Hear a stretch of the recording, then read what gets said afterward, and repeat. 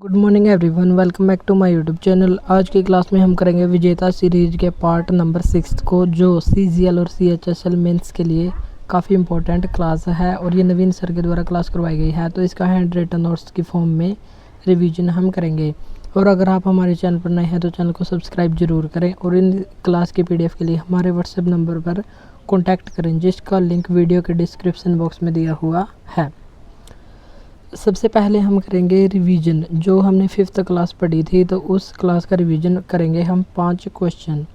महाभियोग की प्रक्रिया हमने कहाँ से ली है? महाभियोग एक अर्ध न्यायिक प्रक्रिया है जो हमने अमेरिका के संविधान से ग्रहण की है।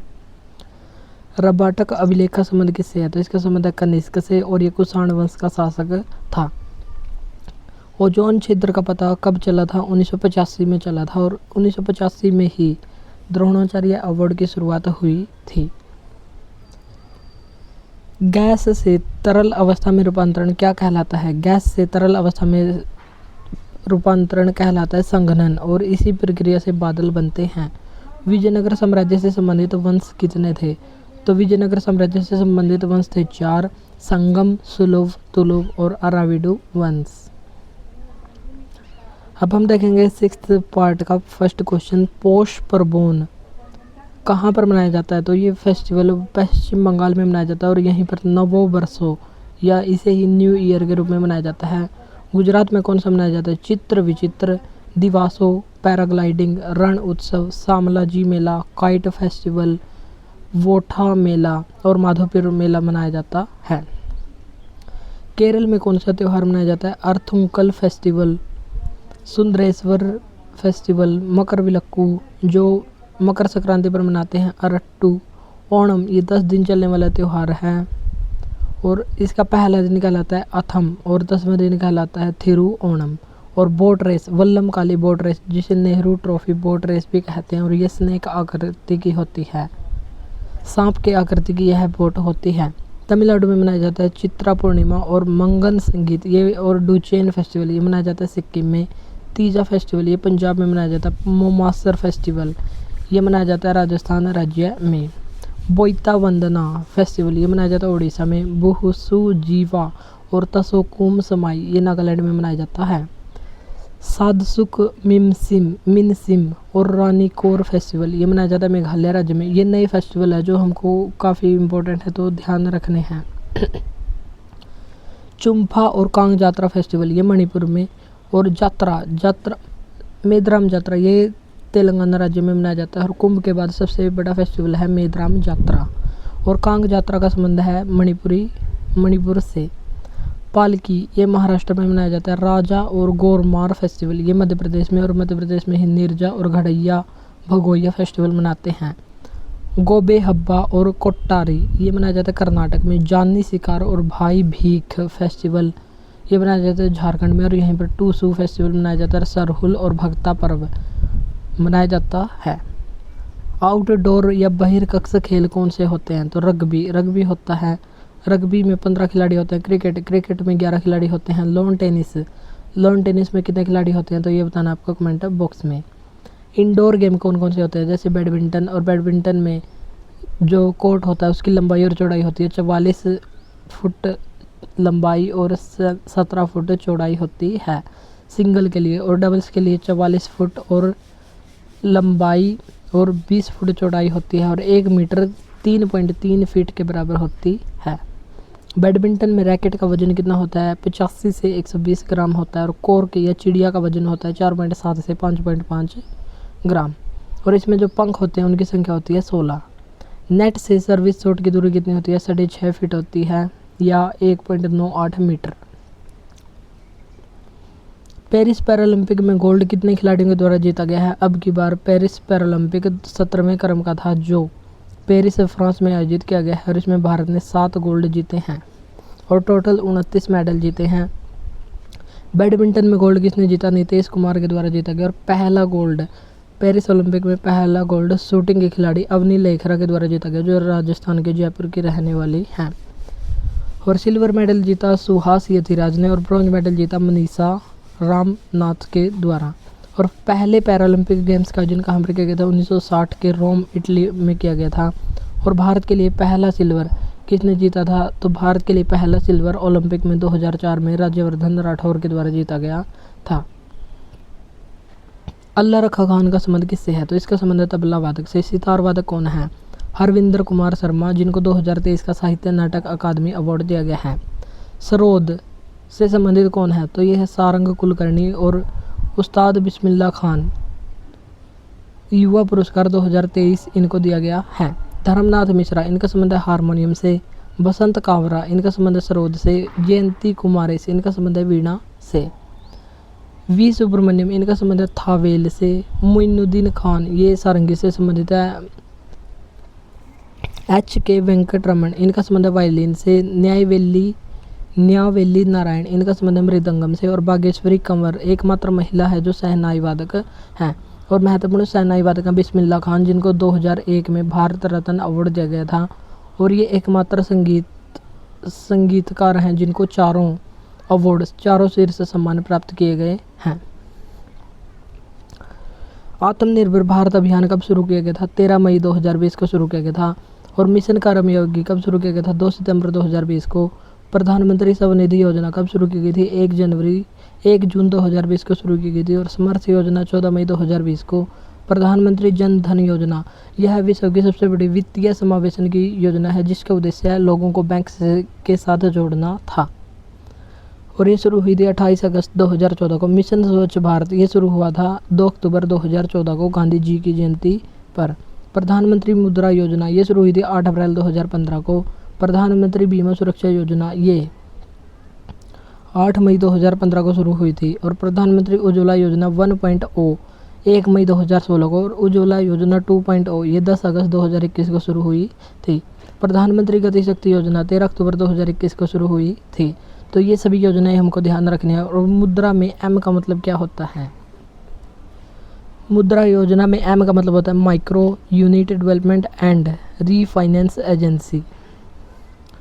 नेक्स्ट है 5वां क्वेश्चन, पॉलिटी का क्वेश्चन है। राष्ट्रपति का आपातकालीन अधिकार संविधान के साथ धोखा है, यह किसने कहा था? तो ये कहा था KM नंबियार के द्वारा। भारतीय राष्ट्रपति को 3 प्रकार की आपातकालीन शक्तियाँ दी गई हैं और ये भाग 17 में दी गई हैं। और ये कौन कौन सी हैं?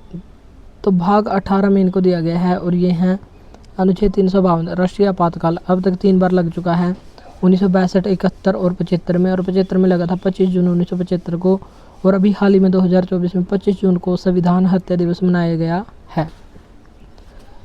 राष्ट्रपति शासन लगता है राज्यों में जब राज्य का संवैधानिक तंत्र विफल हो जाता है, तो अनुच्छेद 356 के द्वारा इसको लगाया जाता है। अनुच्छेद 360 इसके द्वारा अब वित्तीय आपातकाल की घोषणा की जाती है, लेकिन अब तक ये एक भी बार नहीं लगा है। संवैधानिक सलाहकार कौन थे? जो भारतीय संविधान सभा बनी थी जुलाई 1946 में, उसके संवैधानिक सलाहकार थे BN राव, बेनेगल नरसिंह राव थे। राज्य पुनर्गठन आयोग में कितने सदस्य थे? इसमें 3 सदस्य थे। और इसको फजल अली आयोग भी कहा जाता है। और इसके अध्यक्ष फजल अली थे। और 2 अन्य सदस्य थे, हृदयनाथ कुंजरू और M पणिक्कर और हृदयनाथ कुंजरू इसके अन्य सदस्य थे। भारतीय संविधान को अर्धसंघीय किसके द्वारा कहा गया है? KC हवियर के द्वारा कहा गया है। और भारतीय संविधान को सहकारी संघवाद किसने कहा है? तो ये कहा ग्रेनविल ऑस्टिन के द्वारा। DPSP को अनोखी विशेषता किसने कहा है? BR अम्बेडकर ने। और DPSP को भावनाओं का सच्चा कूड़ादान किसने कहा है? तो कहा है TT कृष्णमाचारी के द्वारा। और अनुच्छेद 32 जिसके द्वारा सुप्रीम कोर्ट 5 प्रकार की डेट जारी कर सकता है और इसको संविधान की आत्मा और हृदय किसने कहा है? डॉक्टर भीमराव अंबेडकर के द्वारा कहा गया है। नेक्स्ट है 6वां क्वेश्चन, उपराष्ट्रपति का निर्वाचन संसद के सदस्यों के द्वारा होता है। और संसद के सदस्य कौन कौन इसमें शामिल होते हैं? तो इसमें निर्वाचित और मनोनीत दोनों ही शामिल होते हैं। और उपराष्ट्रपति के निर्वाचन का वर्णन किस अनुच्छेद में? अनुच्छेद 66 में किया गया है। अनुच्छेद 63 के तहत भारत का एक उपराष्ट्रपति होगा। और 64 में कहा गया कि भारत का उपराष्ट्रपति राज्यसभा का प्रतिनिधि सभापति होगा। और राज्यसभा सदस्य चुने जाने की योग्यता होनी चाहिए, तभी उसको उपराष्ट्रपति चुना जा सकता है। और इसका मासिक वेतन है 4 लाख रुपए। और राष्ट्रपति का मासिक वेतन है 5 लाख रुपए। और उसको लोकसभा का सदस्य चुने जाने की योग्यता प्राप्त होनी चाहिए। भारत का उपराष्ट्रपति यह दूसरा सर्वोच्च प्रतिष्ठित पदाधिकारी होता है और उपराष्ट्रपति से पद से जुड़ा कोई औपचारिक कार्य नहीं होता। यह कोई भी कार्य नहीं करता, यह केवल राज्यसभा का सभापति होता है और राष्ट्रपति की अनुपस्थिति में यह कार्य करता है और राष्ट्रपति रूप में कार्य करता है। और यदि राष्ट्रपति त्यागपत्र या उसको हटा दिया जाए या उसकी डेथ हो जाए तो यह राष्ट्रपति के रूप में कार्य करेगा। नेक्स्ट है 8th क्वेश्चन, प्रधानमंत्री उत्तरदायी होता है। तो प्रधानमंत्री किसके प्रति उत्तरदायी होता है? अनुच्छेद 75 के भाग 3 के तहत प्रधानमंत्री और मंत्रिपरिषद सामूहिक रूप से लोकसभा के प्रति उत्तरदायी होंगे। और मंत्रिपरिषद की बैठकों की अध्यक्षता कौन करता है? तो ये प्रधानमंत्री करता है। अनुच्छेद 75A के तहत 75 अनुच्छेद के सेक्शन 1 के तहत प्रधानमंत्री की नियुक्ति राष्ट्रपति के द्वारा की जाती है और अन्य मंत्रियों की नियुक्ति राष्ट्रपति के द्वारा प्रधानमंत्री की सलाह पर की जाती है। और प्रधानमंत्री के कर्तव्यों का उल्लेख कहाँ पर किया गया? अनुच्छेद 78 में किया गया है। अनुच्छेद 79 इसमें किसका वर्णन है? संसद का। और 80 में राज्यसभा का जो अपर हाउस कहलाता है और इसकी अधिकतम सीट 250 हो सकती है, 238 निर्वाचित और 12 सदस्य मनोनीत है। और अनुच्छेद 52 के तहत भारत का एक राष्ट्रपति होगा। अनुच्छेद 81 यह लोकसभा में इसका वर्णन है और इसे लोअर हाउस या लोकप्रिय सदन या पॉपुलर हाउस इसको कहा जाता है। और इसके सदस्यों का कार्यकाल होता है 5 वर्ष और राज्यसभा के सदस्यों का कार्यकाल होता है 6 वर्ष और यहाँ राज्यसभा के स्थायी सदन कहलाता है। राज्यसभा एक स्थायी सदन और इसके सदस्यों का कार्यकाल होता है 6 वर्ष और प्रत्येक 2-2 वर्ष में राज्यसभा के 1/3 सदस्य रिटायर होते रहते हैं। राज्यसभा और लोकसभा में अधिकतम सीट कितनी हो सकती हैं? तो राज्यसभा और लोकसभा में अधिकतम सीट कहाँ कहाँ पर हैं? तो अधिकतम सीट है 31 यूपी में और 80 लोकसभा की अधिकतम सीट है उत्तर प्रदेश राज्य में। अनुच्छेद 77 के तहत राष्ट्र कार्यपालिका की सभी कार्यवाहियाँ राष्ट्रपति के नाम से हुई मानी जाएंगी। और अनुच्छेद 74 में मंत्रिपरिषद राष्ट्रपति को सलाह देगा, यानी कि राष्ट्रपति को सलाह देने के लिए एक मंत्रिपरिषद होगा और उस मंत्रिपरिषद का एक अध्यक्ष होगा जिसे कहा जाएगा प्रधानमंत्री। ऐसा वर्णन कहाँ पर किया गया? अनुच्छेद 74 में किया गया है। क्वेश्चन नंबर 9, किसी प्रस्ताव को एक कानून बनाने में कितने चरणों से गुजरना पड़ता है? तो सबसे पहले किया जाता है प्रस्ताव को पेश, फिर यह विधेयक बन जाता है और विधेयक जब संसद के द्वारा पास कर दिया जाता है तो ये बन जाता है अधिनियम और अधिनियम पर जब राष्ट्रपति की स्वीकृति मिल जाती है तो ये बन जाता है विधि या कानून। तो इस प्रकार बनता है कानून। स्टैंडिंग समिति, अस्थायी समिति और टेम्परेरी समिति, यानी कि अस्थायी समिति संसद में 2 प्रकार की समिति होती हैं और स्थायी समिति होती है लोक लेखा समिति जिसमें 22 सदस्य होते हैं, 15 लोकसभा से और 7 राज्यसभा से। इसकी स्थापना 1919 के अधिनियम के तहत 1921 में की गई थी और 1 वर्ष इसका कार्यकाल होता है। नेक्स्ट है प्राक्कलन समिति, या इसे ही आकलन समिति कहते हैं और इसमें 30 सदस्य लोकसभा से होते हैं और सबसे बड़ी समिति भी यही कहलाती है। 1950 में इसकी स्थापना हुई थी। जॉन मथाई की सिफारिश पर इसकी स्थापना हुई थी। कार्य मंत्रणा बिजनेस एडवाइजरी समिति। नेक्स्ट है विशेषाधिकार समिति, सार्वजनिक उद्यमों पर समिति जिसमें भी 22 सदस्य 15 लोकसभा से और 7 राज्यसभा से होते हैं। अब है अस्थायी समिति। अस्थायी समिति होती हैं जो टेम्परेरी होती हैं, जैसे जांच समिति, सलाहकार समिति इत्यादि। नेक्स्ट चोल वंश के संस्थापक कौन थे? तो चोल वंश के संस्थापक थे विजयालय। और चोल वंश के ही शासक थे एक वेट्टी जो सार्वजनिक कार्यों के लिए बेगार वेट्टी क्या होता था? सार्वजनिक कार्यों के लिए जो बेगार ली जाती थी चोल वंश में उसको कहते थे वेट्टी। और तट्टोली टैक्स ये सुनारों के द्वारा दिया जाता था। और नाट्य विनियोगम यह नाडुओं के द्वारा, जो ढोलक बजाने वाले नाटककार होते थे उनके द्वारा दिया जाता था नाट्य विनियोगम। तो ये 3 प्रकार के टैक्स थे। वेट्टी जो सार्वजनिक कार्यों के लिए बेगार ली जाती थी, तट्टोली टैक्स सुनारों के द्वारा दिया जाता था, नाट्य विनियोगन नाट्य का मतलब है नाडुओं या ढोलक बजाने वालों के द्वारा दिया जाता था। और टैक्स को ख़त्म किसके द्वारा किया गया था? कुलोत्तुंग प्रथम के द्वारा इन सभी टैक्स को ख़त्म किया गया था। खजुराहो के कंदरिया महादेव मंदिर किस वंश के द्वारा बनाए गए थे? मध्य प्रदेश में बनाए गए थे, छतरपुर जिले में। और चंदेल शासकों के द्वारा बनाए गए थे, राजा धंग देव के द्वारा इसका निर्माण किया गया था। एलोरा के कैलाश मंदिर का निर्माण किस वंश ने किया था? राष्ट्रकूट वंश ने। और राजकृष्ण फर्स्ट के द्वारा इसका निर्माण किया गया था। भुवनेश्वर में स्थित है लिंगराज मंदिर जिसका निर्माण किया गया था यायाति केसरी जो सोम वंश के शासक थे। तंजौर में कहाँ कौन सा मंदिर स्थित है? बृहदेश्वर मंदिर, इसे ही राजराजेश्वर मंदिर या ऐरावतेश्वर मंदिर कहते हैं। और इसका निर्माण राजराज फर्स्ट के द्वारा करवाया गया था और ये चोल वंश का एक महान शासक था और तंजौर तमिलनाडु में स्थित है। मत विलास प्रहसन का लेखक कौन था? तो ये था महेंद्र वर्मन और महेंद्र वर्मन पल्लव वंश का शासक था और यह जैन धर्म में इसने जैन धर्म को त्याग दिया था और शैव धर्म को अपना लिया था। तो पल्लव वंश का शासक कौन था? महेंद्र वर्मन था। दंडी नरसिंह वर्मन सेकंड के दरबार में रहता था और इसने 10 कुमार चरितम की रचना की थी। हर्षवर्धन का दरबारी कवि कौन था? बाण भट्ट और इसने कादम्बरी और हर्षचरित नामक पुस्तक की रचना की थी। और हर्षवर्धन ने भी 3 नाटकों की रचना की थी, प्रियदर्शिका, नागानंद और रत्नावली की रचना की थी। पुलकेशिन सेकंड इसके दरबार में रहते थे रवि कीर्ति जिसने ऐहोल अभिलेख लिखा था। समुद्रगुप्त के दरबारी कवि थे हरिसेन जिसने प्रयाग प्रशस्ति लिखी थी। प्रयाग प्रशस्ति से इलाहाबाद प्रशस्ति भी कहा जाता है जिसमें समुद्रगुप्त की विजयों का वर्णन किया गया है। चालुक्य वंश का सबसे महान शासक कौन था? तो चालुक्य वंश का सबसे महान शासक था पुलकेशिन सेकंड जिसने हर्षवर्धन को हराया था और इसकी जानकारी हमें ऐहोल अभिलेख से मिलती है जो रवि कीर्ति के द्वारा लिखा गया है और इसने श्री वल्लभ की उपाधि धारण की थी। और चालुक्य वंश में ही कालिदास का भी जिक्र मिलता है। थानेश्वर का पुष्यभूति वंश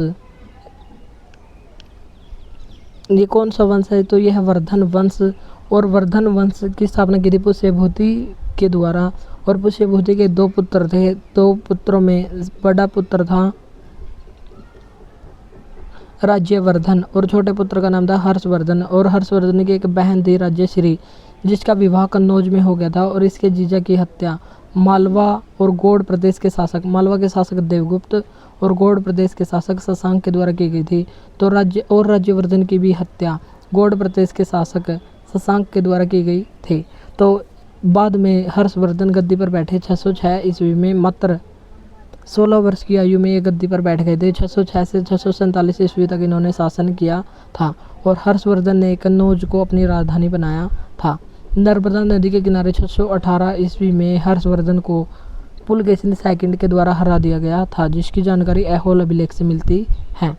कविराज उपनाम के शासक का था? तो यह था समुद्रगुप्त का उपनाम और इसके दरबारी थे हरिसेन जिसने प्रयाग प्रशस्ति को लिखा था। इसने नॉर्थ इंडिया के 9 शासकों को हराया था और 12 साउथ इंडिया के शासकों को हराया था और 12 शासकों को जीतकर इन्होंने उनका राज वापस लौटा दिया था जिसे ग्रहण मोक्षानुग्रह की नीति कहा जाता है, यानी कि वापस लौटा दिया था।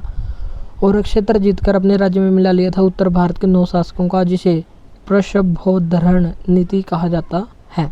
तो ये दोनों नीति भी हमको ध्यान रखनी है और इन्होंने कहाँ पर इन नीतियों का संचालन किया था। समुद्रगुप्त ने की उपाधि कौन कौन सी है? तो पृथव्या प्रथम वीर इसको कहा जाता है और भारतीय इतिहास का स्वर्णकाल गुप्त काल को कहा जाता है। वराहमिहिर कौन थे? तो ये थे गुप्त काल में एस्ट्रोलॉजर। कालिदास कौन थे? एक राइटर थे और आर्यभट्ट गणितज्ञ थे और सबसे बड़े डॉक्टर थे गुप्त काल में ही। तो उनका नाम बताना आपको कमेंट बॉक्स में। तिग्वों का विष्णु मंदिर ये कहाँ पर है? जबलपुर मध्य प्रदेश में है। ऐरण का विष्णु मंदिर ये सागर जिला मध्य प्रदेश में है। नाचना कुठार का पार्वती मंदिर ये पन्ना जिला मध्य प्रदेश में स्थित है और भूमरा का शिव मंदिर ये सतना मध्य प्रदेश में स्थित है। ईंटों से निर्मित मंदिर जो है लक्ष्मण मंदिर और इसे भीतर गांव का मंदिर भी कहते हैं और ये कर्नाटक उत्तर प्रदेश में स्थित है और ये गुप्त काल का मंदिर है। 10 अवतार मंदिर झांसी के ललितपुर में स्थित है। अम्लीय वर्षा का पीएच मान कितना होता है? तो अम्लीय वर्षा का पीएच मान होता है 5.6 और ये NO2 नाइट्रोजन ऑक्साइड और नाइट्रोजन डाइऑक्साइड और सल्फर डाइऑक्साइड से मिलकर बना होता है। और ताजमहल का पीला रंग भी अम्लीय वर्षा का ही एक महत्वपूर्ण कारण है। यूट्रोफिकेशन क्या होता है? यूट्रोफिकेशन वाटर में पोषक तत्वों की जब अधिकता हो जाती है और वहाँ पर शैवालों की अधिकता हो जाती है तो शैवाल और पोषक तत्वों की अधिकता के कारण पानी में ऑक्सीजन की कमी हो जाती है और इस ऑक्सीजन की कमी को ही यूट्रोफिकेशन कहा जाता है। स्वच्छ और हरित ईंधन किसको कहा जाता है? तो CNG को कहा जाता है और जैव ईंधन को भी हरित ईंधन कहा जाता है। CNG में 90 से 95% मीथेन गैस या मार्स गैस मिलती है। वायुमंडल में सर्वाधिक मात्रा में पाई जाने वाली गैस कौन सी है? तो सर्वाधिक पाई जाने वाली गैस है नाइट्रोजन गैस जो 78% मिलती है। ऑक्सीजन 20% मिलती है। ऑर्गन 0.93 और चौथे पर मिलती है कार्बन डाइऑक्साइड 0.03% मिलती है। मानव शरीर में तत्वों का क्रम कौन सा है? तो मानव शरीर में सबसे ज़्यादा मिलती है ऑक्सीजन, उसके बाद मिलती है कार्बन डाइऑक्साइड, कार्बन, उसके बाद मिलती है ऑक्सीजन, उसके बाद नाइट्रोजन और फिर नाइट्रोजन। ऑक्सीजन, कार्बन, हाइड्रोजन और नाइट्रोजन, इस प्रकार मानव शरीर में तत्वों मिलते हैं। अर्थ में तत्वों का क्रम क्या है? तो सबसे पहले मिलती है ऑक्सीजन, फिर सिलिकॉन, एल्यूमिनियम और आयरन, लोहा यहाँ पर मिलता है। 20वां क्वेश्चन है, पर्यावरण अनुकूल उपभोक्ता उत्पादों को चिन्हित करने के लिए सरकार ने स्टार्ट क्या किया था? तो जो पर्यावरण अनुकूलन उपभोक्ता उत्पाद हैं उनको उनके लिए सरकार ने शुरू किया था इको मार्क, जो 1991 से शुरू हुआ था। और कृषि उत्पादों के लिए शुरू किया था एग मार्क, जो 1937 के अधिनियम के द्वारा शुरू किया गया था।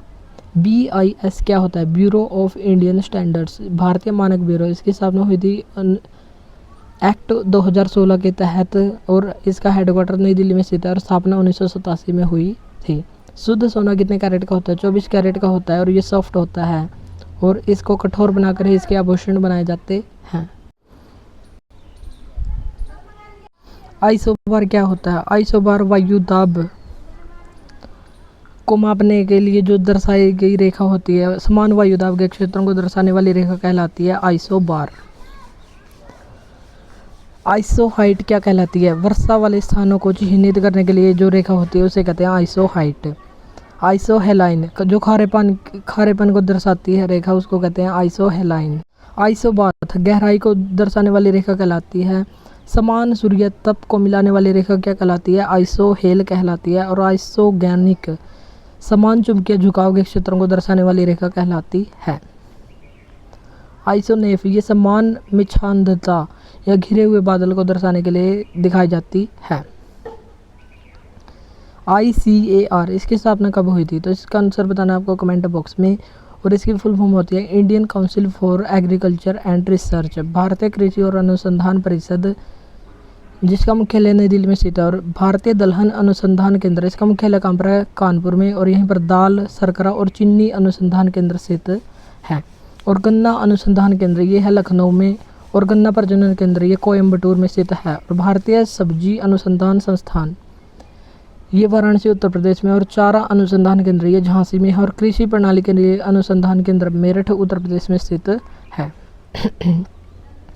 केंद्रीय पक्षी अनुसंधान संस्थान ये बरेली उत्तर प्रदेश में। और कालीन अनुसंधान संस्थान ये संत रविदास नगर उत्तर प्रदेश में है। और औषधि अनुसंधान केंद्र ये लखनऊ में है। और यहीं पर मैंगो या आम अनुसंधान संस्थान स्थित है। स्थानांतरित कृषि या झूम कृषि कहाँ पर की जाती है? तो इसे काट और दहन कृषि कहा जाता है और इसे शिफ्टिंग कल्टीवेशन भी कहते हैं। और ये पूर्वोत्तर भारत में झूम के नाम से जानी जाती है। और ओडिशा में इसे पोड्डू या बारिंगा कहा जाता है। कुमारी वेस्टर्न घाट में कहा जाता है। वेवर और दहिया मध्य प्रदेश में झूम खेती को कहा जाता है। और वाल्ट्रे राजस्थान में कहा जाता है। खड़िल हिमालयन एरिया में कहा जाता है। और कुरवा झारखंड में कहा जाता है।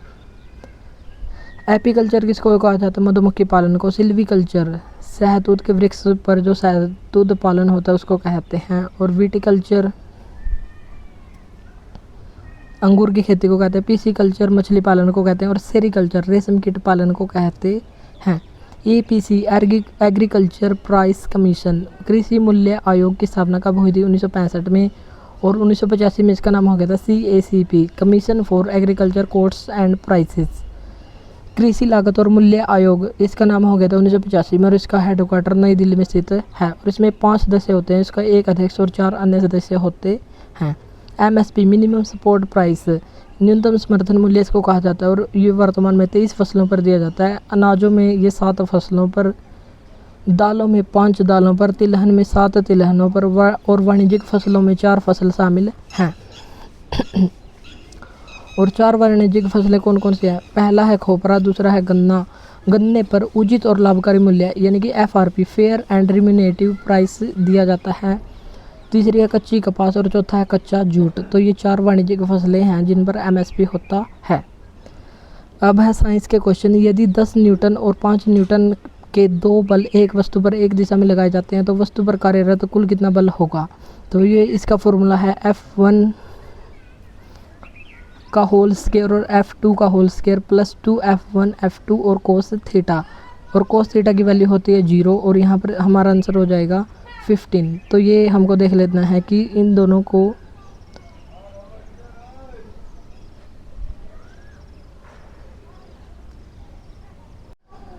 नेक्स्ट है अगला क्वेश्चन 27वां क्वेश्चन, प्रतिबल यानी कि स्ट्रेस का प्रभाव किस पर निर्भर करता है। तो स्ट्रेस का प्रभाव क्षेत्रफल पर निर्भर करता है और प्रतिबल यानी कि स्ट्रेस इज इक्वल टू बल बटे क्षेत्रफल यानी कि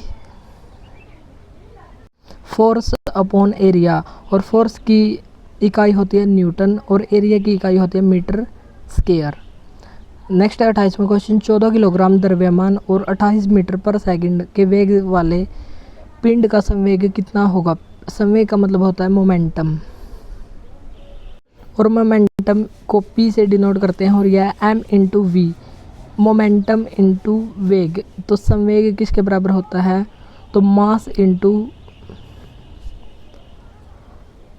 वेग के बराबर होता है, और मास कितना है 14 है और वेग कितना है 28, तो इनकी गुणा होकर हो जाएगा 392 किलोग्राम मीटर पर सेकंड हो जाएगा। दो या दो से अधिक रूपों में किसी वस्तु का होना जिसमें भौतिक गुण भिन्न हो लेकिन रासायनिक गुण समान होते हैं उसे क्या कहलाते हैं, उसे कहते हैं अपरूपता।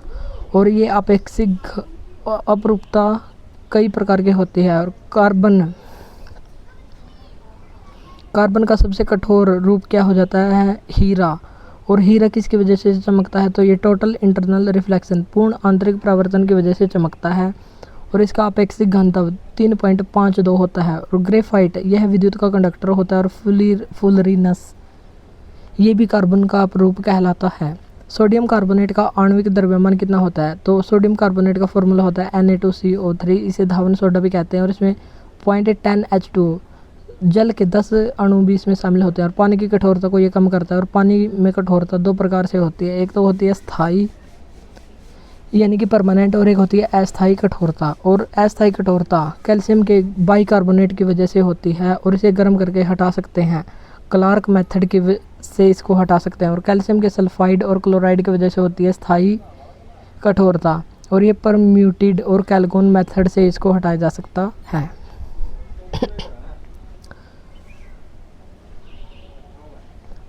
और आणविक द्रव्यमान को कैसे निकाला जा सकता है। आणविक द्रव्यमान जैसे सोडियम का परमाणु क्रमांक होता है 11 और इसका परमाणु द्रव्यमान होता है 23। कार्बन का परमाणु द्रव्यमान होता है 12 और ऑक्सीजन का होता है 16। और आणविक द्रव्यमान जैसे Ca यानी कि कैल्शियम का होता है 40 और ऑक्सीजन का होता है 16, और इन दोनों का जोड़ हो जाएगा 56। तो इस प्रकार इनका आणविक द्रव्यमान निकाला जाता है। जैसे हाइड्रोजन का होता है 2 और सल्फर का होता है 32 और ऑक्सीजन इसमें 4 हैं, तो एक ऑक्सीजन का होता है 16 और 4 का हो जाएगा 64। तो इस प्रकार हम इसको निकाल सकते हैं। और NaCl का परमाणु द्रव्यमान होता है 58.5 यूनिट। नाइट्रोजन के 0.8 अणु का आणविक द्रव्यमान होता है 22.4। और H2O जल के 5 अणु का द्रव्यमान होता है 18 गुना 5 यानी कि 90 यूनिट। हाइड्रोजन की खोज किसने की थी, कैवेंडिश के द्वारा की गई थी। और 1H1 ये कहलाता है प्रोटियम, 1H2 ड्यूटेरियम कहलाता है, और 1H3 ये कहलाता है tritium. Father of nuclear physics किसको कहा जाता है, रदरफोर्ड को कहा जाता है। और परमाणु के नाभिक की खोज इसने की थी, और गोल्ड प्लेट पर एक्सपेरिमेंट इसने किया था। और नाभिक में प्रोटॉन मिलता है, और प्रोटॉन और न्यूट्रॉन दोनों ही मिलते हैं। इलेक्ट्रॉन नाभिक के चारों ओर चक्कर लगाते हैं, तो ये बात भी हमको यहाँ पर ध्यान रखनी है। और इलेक्ट्रॉन की खोज किसने की थी, जे थॉमसन ने 1897 में की थी। न्यूट्रॉन की खोज चैडविक ने 1932 में, और प्रोटॉन की खोज गोल्डस्टीन ने 1920 में की थी। और प्रोटॉन पर जो चार्ज होता है वह प्लस में होता है, और प्लस में कितना होता है 1.6 × 10⁻17 होता है। और न्यूट्रॉन पर 0 चार्ज होता है, और इलेक्ट्रॉन पर -1.6 × 10⁻19 डिग्री सेल्सियस होता है। C मतलब गुलाम होता है। तो इलेक्ट्रॉन पर चार्ज होता है -1.6 गुणा 10 की पावर -19 कूलाम, और प्रोटॉन पर प्लस में होता है 1.6 गुणा 10 की पावर -19 कूलाम होता है। तो ये हमको यहाँ पर ध्यान रखना है। इलेक्ट्रॉन का मास कितना होता है 9.1 इंटू 10 की पावर -31 किलोग्राम होता है। न्यूट्रॉन और प्रोटॉन दोनों पर समान मास होता है 1.6 इंटू 10 की पावर -27 किलोग्राम होता है, और प्रोटॉन और न्यूट्रॉन के द्रव्यमान समान होते हैं। एक वृक्ष की बाहरी संरक्षी परत होती है, तो ये होती है वल्कल या छाल, और पित्त होता है वृक्ष का केंद्र और यहीं पर भोजन संग्रहित होता है, और रेगिस्तानी पौधों में बाहरी परत क्यूटिन की बनी होती है। नेक्स्ट है 33वां क्वेश्चन, लाइपेज एंजाइम यह वसा को तोड़ता है, और पेप्सिन प्रोटीन का पाचन करता है पेट में, और ये पेट से स्रावित होता है, और ये जठर रस में होता है, और ये HCl का सहायक होता है। ट्रिप्सिन भी प्रोटीन को ही तोड़ता है। ग्लूकोज का फॉर्मूला कितना है C6H12O6 और C2H6OH, ये होता है इथेल अल्कोहल, और CH3COOH ये होता है सिरका, इसे ही एसिटिक अम्ल कहते हैं, और ग्लूकोज सबसे सरल कार्बोहाइड्रेट कहलाता है। फ्रूट शुगर को कहते हैं फ्रक्टोज, और दूध दही में मिलता है लैक्टोज एंजाइम। लैक्टोज इसमें मिलता है लैक्टोज, और प्रोटीन संश्लेषण में क्षार इवेंट में एक डैश का निर्माण होता है, तो ये होता है mRNA यानी कि मैसेंजर RNA का निर्माण होता है।